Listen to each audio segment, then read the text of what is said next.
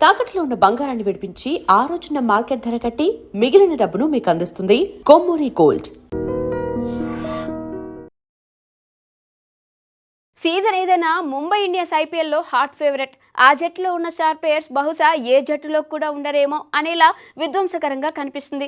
ప్రతి సీజన్లో అన్ని జట్ల కంటే కొంచెం పటిష్టంగా కనిపించే జట్టు ఏదైనా ఉందంటే అది ముంబై అనే చెప్పుకోవాలి. ఎందుకంటే ప్లేయింగ్ 11 మొత్తం వరల్డ్ క్లాస్ ప్లేయర్స్తో నిండి ఉంటుంది. ప్రస్తుత సీజన్లో కూడా ముంబై జట్టు ప్రత్యర్థులను వణికించేలా ఉంది. ఆ జట్టు రిజర్వ్ ఆటగాళ్లు కూడా సూపర్ ఫామ్లో ఉండడం విశేషం. ఇంతకీ ఈ సీజన్లో ముంబై ప్లేయింగ్ 11 ఎలా ఉండబోతుంది? ఆ జట్టులో ఆడబోయే 4 ఫారెన్ ప్లేయర్స్ ఎవరు అనే విషయం ఇప్పుడు చూద్దాం. రోహిత్ శర్మతో పాటు డికాక్ లేదా రికెల్టన్లలో ఒకరు ఇన్నింగ్స్ ఆరంభిస్తారు. రోహిత్తో పాటు గతంలో వీరిద్దరికీ ఓపెనింగ్ చేసిన అనుభవం ఉంది. ఇద్దరు సౌత్ ఆఫ్రికా ప్లేయర్స్. అదే సమయంలో ఇద్దరు కూడా వికెట్ కీపర్స్ కావడంతో ఎవరికి ఛాన్స్ ఇస్తారో ఆసక్తికరంగా మారింది. అయితే డికాక్ లేదా రికెల్టన్లో ఒకరికి మాత్రమే ప్లేయింగ్ 11లో ఛాన్స్ ఉంటుంది.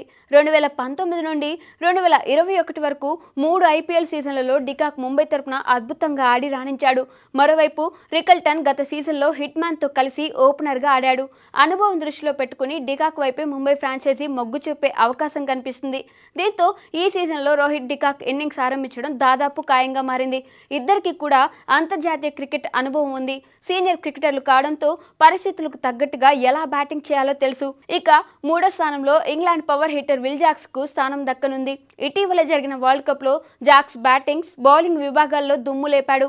ఆడిన 8 మ్యాచ్ల్లో 176.56 స్ట్రైక్ రేట్తో 226 పరుగులు చేశాడు. బౌలింగ్లో కూడా జాక్స్ రాణించి 9 వికెట్లు పడగొట్టాడు. ఓవరాల్గా ఈ మెగా టోర్నీలో 4 ప్లేయర్ ఆఫ్ ది మ్యాచ్ అవార్డులు గెలుచుకుని ఇంగ్లాండ్ను సెమీస్కు చేర్చడంలో కీలక పాత్ర పోషించాడు. దీంతో జాక్స్ విషయంలో ప్రత్యర్థులు జాగ్రత్తగా ఉండాల్సిందే. 4-5 స్థానాల్లో వరుసగా సూర్యకుమార్ యాదవ్, తిలక్ వర్మ రానున్నారు. సూర్య, తిలక్ ముంబై జట్టులో ఎన్నో మ్యాచ్ విన్నింగ్ ఇన్నింగ్స్లు ఆడారు. ఈ ఇద్దరు మిడిల్ ఆర్డర్లో ఎంత డేంజరస్ ప్లేయర్స్ అనే విషయం ప్రత్యేకంగా చెప్పాల్సిన అవసరం లేదు. 6వ స్థానంలో కెప్టెన్ హార్దిక్ పాండ్యా బ్యాటింగ్ చేస్తాడు. పాండ్యా లాంటి నికాసైన ఆల్రౌండర్ ఉండడం ఏ జట్టుకైనా కలిసొచ్చేదే. లోయర్ ఆర్డర్లో మెరుపు బ్యాటింగ్తో పాటు బౌలింగ్లోనూ సత్తా చాటగలడు. 7వ స్థానంలో యువ ప్లేయర్ నమన్ ధీర్ ప్లేయింగ్ లెవెల్లో ఉండే అవకాశాలు ఎక్కువ కనిపిస్తున్నాయి. నమన్ ధీర్ గత 2 సీజన్లుగా ముంబై జట్టులో కొన్ని కీలక ఇన్నింగ్స్లు ఆడి ఆకట్టుకున్నాడు.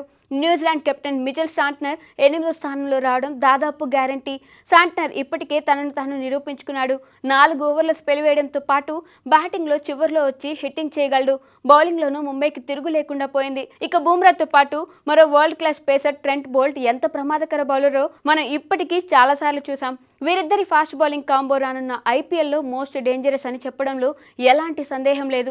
వీరిద్దరితో పాటు స్వింగ్ కింగ్ దీపక్ చాహర్ కూడా ముంబై ప్లేయింగ్ లెవెల్లో ఉంటాడు. ఇంపాక్ట్ ప్లేయర్ గా స్పిన్నర్ మయాంక్ మార్కండే లేదా ఫాస్ట్ బౌలర్ శార్దుల్ ఠాకూర్లలో ఒకరికి చోటు దక్కనుంది.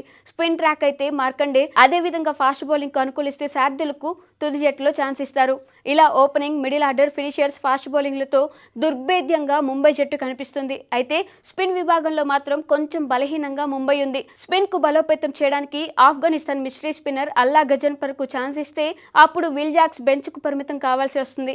దీంతో ఎలా చూసుకున్నా ముంబై జట్టుకు రానున్న సీజన్లో తిరుగులేదనిపిస్తుంది. 2020లో చివరిసారిగా ఐపీఎల్ టైటిల్ గెలుచుకున్న ముంబై ఇండియన్స్ 6 ఏళ్ల తర్వాత మరోసారి ట్రోఫీ గెలుచుకుంటుందో లేదో చూడాలి.